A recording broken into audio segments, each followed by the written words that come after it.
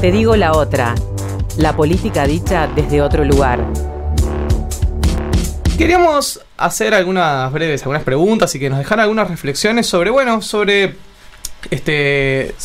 todo este proceso en el cual el gobierno uruguayo se ha ido posicionando o ha ido cambiando de posiciones respecto a lo que es el conflicto que vive Venezuela, los problemas que ha tenido de violencia política en los últimos años, si se quiere, el proceso para muchos de deriva autoritaria, digamos, del gobierno del presidente Maduro. Y Gerardo ha sido, especialmente crítico con las posiciones del gobierno, en particular del canciller Nin respecto a Venezuela. Y te quería preguntar si vos considerás, Gerardo, que el gobierno se ha apartado del programa del Frente Amplio o de resoluciones del Frente Amplio al apoyar sanciones al gobierno de Maduro en el marco del Mercosur. Sí, sin dudas. Yo creo que el gobierno vino transitando un camino cada vez más alejado de las resoluciones de la fuerza política, resoluciones políticas a través de declaraciones o de encuentros políticos para construir salidas. Recuerdo lo que fue la interpelación al ministro Nin. Así el Frente Amplio elaboró una declaración que logró contar con la mayoría de votos en la Cámara de Diputados. Fue una resolución de la Cámara de Diputados y esa resolución luego fue, digamos, asumida por el conjunto del plenario nacional del Frente Amplio, que fue votada por unanimidad. Yo no sé cuánto hace que no se vota alguna declaración por el tema de Venezuela por unanimidad en el Frente Amplio. O sea, realmente era bastante equilibrada y ponía encima de la mesa la necesidad de no aislar a Venezuela, la necesidad de contribuir a un escenario de diálogo y de paz, ¿no? Que es lo que todos buscamos. Yo creo que acá, más allá de que tengamos simpatía o visiones negativas sobre el gobierno de Venezuela o sobre la situación en Venezuela, lo que todos queremos es una resolución pacífica y democrática, ¿no? Eso es lo que todos queremos, o por lo menos la mayoría. Yo creo que hay sectores de la oposición en nuestro país que no buscan una salida democrática, buscan una salida de enfrentamiento, de confrontación, y el camino del aislamiento va hacia ese sentido, ¿no? Fijémonos lo que está pasando ahora en estas últimas horas, donde Estados Unidos firmó un conjunto de resoluciones, de decretos que violentan el derecho de los venezolanos, violentan derechos comerciales, derechos económicos. O sea, se intenta hacer con Venezuela lo que se hizo con Cuba hace 50 años. O sea, un bloqueo económico que viene perdurando en el tiempo, que a pesar de los pronunciamientos de los organismos internacionales, cada vez son más los países que se producen en contra de ese bloqueo. Igual se asume una postura similar en estas actuales circunstancias contra Venezuela. Entonces, nosotros no compartimos ese camino que asumió el gobierno de Uruguay, por estas razones. Lamentamos que se haya transitado por esto, más cuando se pliega a los coros de gobiernos de países vecinos que realmente tienen muy poco crédito para hablar de derechos humanos, para hablar de democracia, ¿no? O sea, que Temer sea uno de los abanderados de la democracia, ¿no? Entre comillas, que es el presidente que está precisamente ejerciendo esta responsabilidad luego de haber hecho un golpe parlamentario, ¿no? Contra Dilma Rousseff, presidenta electa democráticamente, que tiene el 1% de aprobación en Brasil. O sea, el 1% de la aprobación tiene Temer. El 97% rechaza su administración. Ahora, bueno, este es el que nos viene a enseñar a nosotros derechos humanos, que además lleva adelante una reforma laboral que ustedes conocen, cuáles son los principales contenidos, ¿no? Una reforma laboral que ataca derechos de los trabajadores y las trabajadoras, que obliga a las mujeres embarazadas a trabajar en condiciones de insalubridad. O sea, estos son los defensores de los derechos humanos y estos son los países con los cuales nos vamos a plegar. Lo mismo podríamos señalar sobre Argentina. Está bien, Macri ganó las elecciones limpiamente, podríamos decir. Ahora, hubo hace un par de fines de semana atrás elecciones en Argentina. Hubo una estafa electoral. Ahora parece que se le van a devolver 50.000 votos a Cristina Fernández, pero se habla de que faltan 150.000 votos. Y acá en Uruguay pongo el desafío de que se investigue en los medios de prensa, a ver cuántos hablaron de fraude electoral en Argentina. ¿Cuántos hablaron? ¿Cuántos de los grandes medios de comunicación repicaron esta noticia de lo que pasó en Argentina? Ahora, de eso acá no se habla. No ha habido pronunciamientos tampoco de la Cancillería. Gerardo, tal vez uno puede compartir el análisis de que sin duda que el tema Venezuela y que las violaciones a los derechos humanos que ocurren en Venezuela reciben una atención mediática inusitadamente mayor que cualquier otro problema con los derechos humanos que haya en el continente, porque bueno, como vos decís, se puede hablar de México, se puede hablar de Paraguay, se puede hablar de países donde desaparecen estudiantes, sí, donde se asesinan a periodistas, etcétera, etcétera, y todos esos temas no reciben ni una ínfima parte de la cobertura de lo que sucede en Venezuela. Eso lo podemos compartir. La pregunta que a mí me surge cuando vos traes el tema de los derechos humanos es ¿qué lugar ocupa el tema de la defensa de los derechos humanos hoy en el ideario de la parte de la izquierda uruguaya a la que vos representás, de los comunistas uruguayos, por decirlo directamente? ¿Y los derechos humanos son un principio innegociable para los comunistas o son una cuestión más instrumental, que importan más o menos según quien los viola? Porque a veces uno no termina de sentirse como cómodo con esa idea de que a veces pareciera que cuando vos traes a colación el tema de derechos humanos para hablar de algunos gobiernos, pero para hablar de otros no aparece. Entonces yo te lo pregunto directamente, ¿qué lugar ocupa para vos el tema de derechos humanos? Y bueno, obviamente un lugar principal, un lugar preponderante. O sea, primero por historia, ¿no? Nuestro partido fue el partido que más recibió el castigo de la dictadura, ¿no? Sin duda. Miles de presos, miles de torturados, miles de exiliados, estudiantes afiliados a la Juventud Comunista asesinados, desapariciones. No tenemos ningún sello que nos ponga por encima de nadie, pero somos todo eso. Sí. Y eso yo creo que nos da una suerte de crédito para poder hablar de estos temas. Porque enfrentamos la impunidad, porque trabajamos todos los años de los centros de estudiantes, de los talleres, de las fábricas para participar de las marchas del silencio, porque fuimos de los sectores que salimos a recolectar firmas para que se derogara la ley de caducidad. Y bueno, y podría poner muchísimos ejemplos más. Hoy comenzamos hablando de la ley de inclusión para personas con discapacidad. O sea, esto es uno de los aspectos centrales de los derechos humanos. En el caso de la región, nosotros valoramos o intentamos valorar lo mismo que sucede en Venezuela, un mismo hecho que sucede en Venezuela con respecto a lo que sucede en Argentina o en Brasil. No analizamos la situación en función de los colores políticos de los gobiernos que estén al frente en cada uno de los países. Lo que sí nosotros planteamos es que en el caso de Venezuela pueden haber medidas de la justicia que no nos agrade, ¿no? Porque yo no soy un defensor de cada acto que haga el gobierno de Venezuela o la justicia de Venezuela. Yo defiendo un proceso, ¿no? Pero sí creo que no existe una violación de los derechos humanos como se plantea. O sea, cuando se habla acá y se muestra a personas manifestando, ¿no? Y se dice, hay una lista de 120 asesinados por el chavismo, ¿no? Bueno, yo empecé a rascar y a investigar esos 120 asesinatos, porque en realidad todas las muertes duelen. Sí. Todas. No importa si era un antichavista o el más chavista. Acá importa que gente falleció. Ahora, ¿en qué circunstancias fallecieron? Y hay casos en que fueron víctimas, muy pocos, de la represión policial. Esos policías que fueron que actuaron fuera de los protocolos, digamos, han sido separados. En algunos casos se están desarrollando las investigaciones. No hay impunidad, eso lo puedo asegurar. Y hay muchísimos casos de personas que murieron haciendo actos de terrorismo. O sea, yo me pregunto, ¿qué pasa si acá en Uruguay mañana se arma una situación determinada de crisis, de dificultad, y bueno, y salen a robar una panadería, como pasó en Venezuela? Salieron a robar una panadería, querían sacar hacia afuera una de las heladeras y murieron electrocutados. 3 o 4 murieron electrocutados en ese acto. O sea, ¿cuál es la responsabilidad que le puede caber ahí al gobierno de Venezuela, ¿no? ¿Cuál es la responsabilidad que le puede caber al gobierno de Venezuela cuando uno de esas personas de esa lista que murió porque le explotó uno de los artefactos que tenía, de esas armas digamos caseras que tenían, una especie de lanzacohete o misil, no sé bien lo que querían lanzar, le explotó en la cara y murió? O sea, y así muchísimos ejemplos.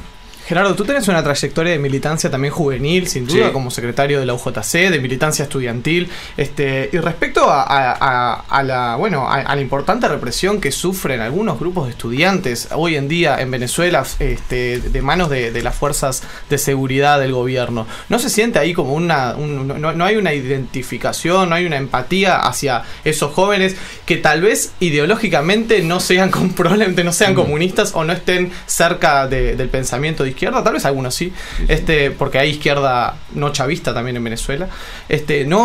Más allá, o sea, desde tu propia vivencia, desde ese lugar, ¿no se siente una solidaridad hacia esos estudiantes que están sufriendo ese proceso? O sea, solidaridad con todos los jóvenes y con todos los estudiantes que luchan en el mundo por cambiar las relaciones de dominación, ¿tá?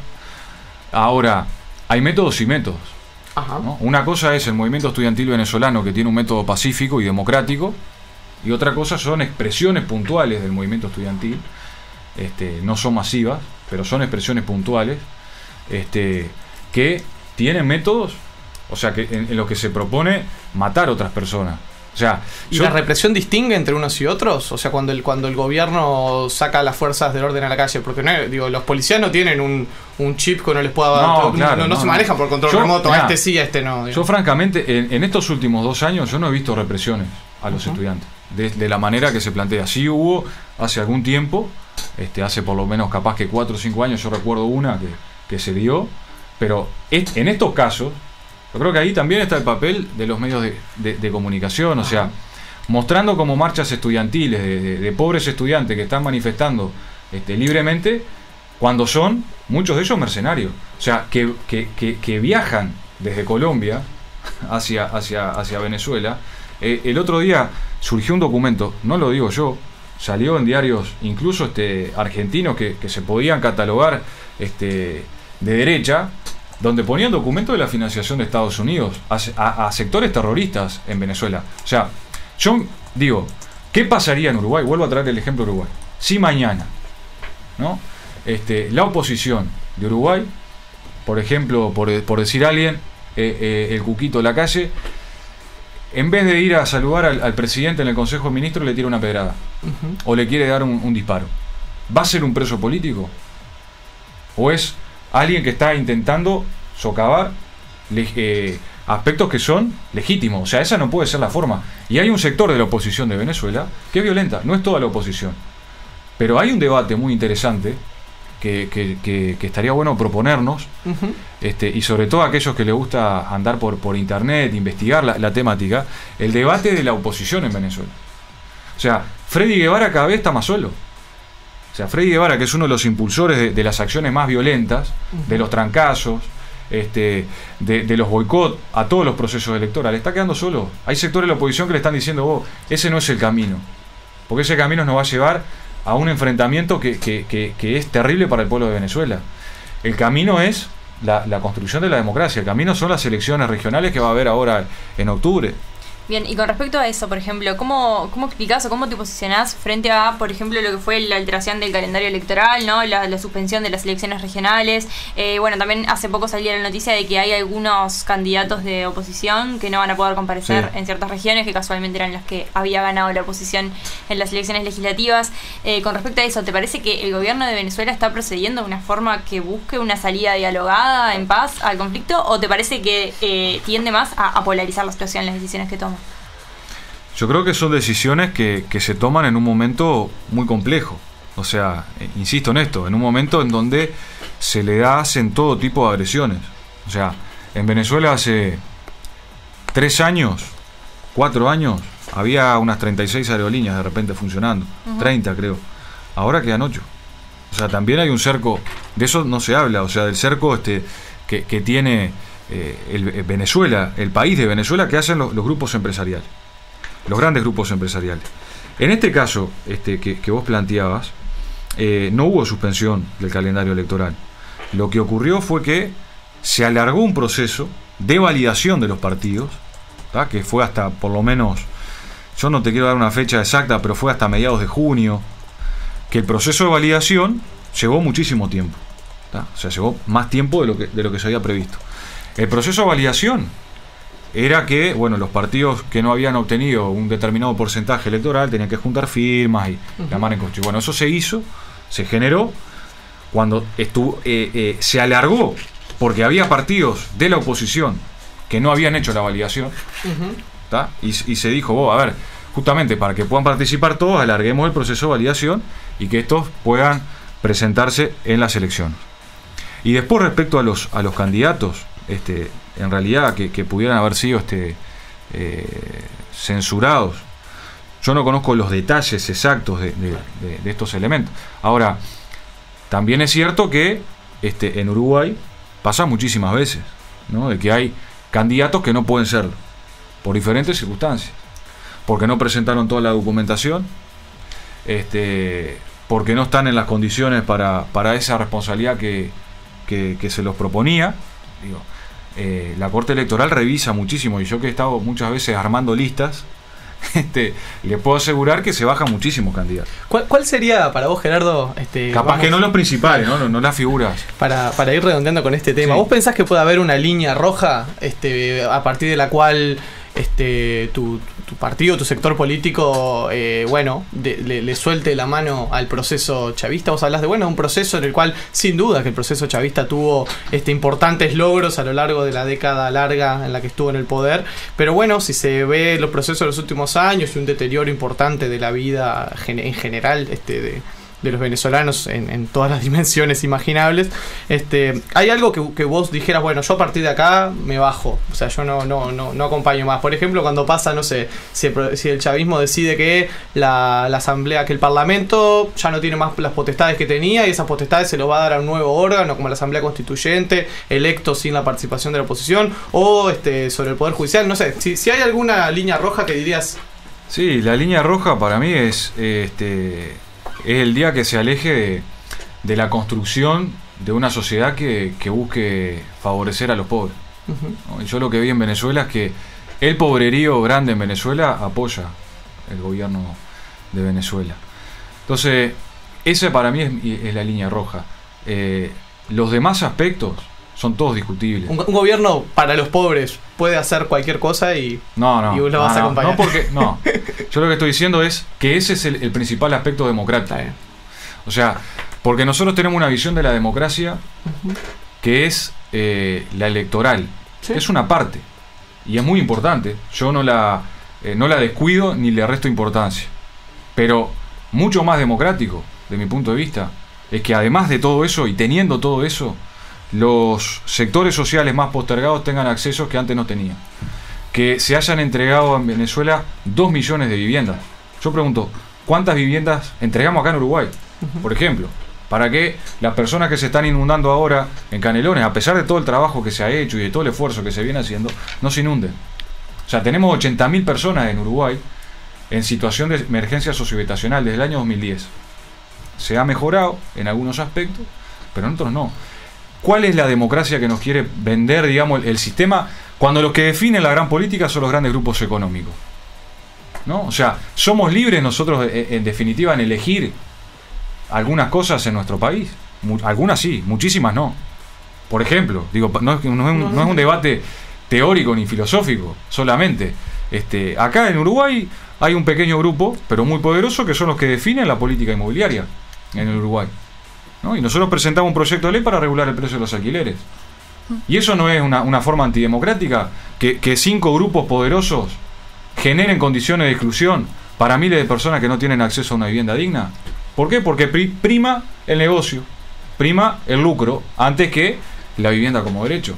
Entonces, en Venezuela, yo creo que hay un conjunto de programas, de proyectos que se están desarrollando, que van en un sentido de fortalecer la democracia. Y por ahí creo que es el camino que hay que seguir transitando, sin descuidar todo lo demás. Pero bueno, colocando algunas precisiones. La Asamblea Nacional Constituyente contó con la participación de la oposición. Tuvo candidatos de la oposición. Y si no participó masivamente fue porque eligió no participar. O sea, se postergó la votación de la Asamblea Nacional Constituyente para intentar que la oposición en conjunto estuviera. Se logró desprender a alguna gente. Y la Asamblea Nacional no es que digamos, fue la justicia, no el gobierno, la justicia de Venezuela la que la declaró en rebeldía. En rebeldía. Ellos mismos se declararon en rebeldía. O sea, se invalidaron. Se autoinvalidaron. Yo vuelvo a traer el ejemplo de Uruguay. ¿Qué pasa si mañana, ¿no? Después del 2019, en el 2020, se comprueba que hay 3 diputados o senadores que compramos votos y que alteramos los resultados de una mesa de votación? ¿Qué pasa en Uruguay?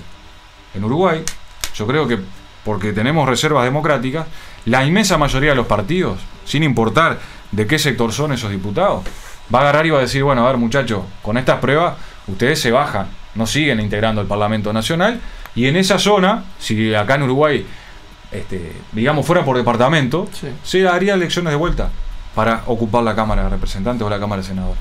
Y eso no pasó en Venezuela. Continuaron un proceso que se da de bruces contra la institución. Entonces, ¿quién se da contra la institucionalidad? Esa es la pregunta que nos gustaría hacernos. Te digo la otra, la política dicha desde otro lugar.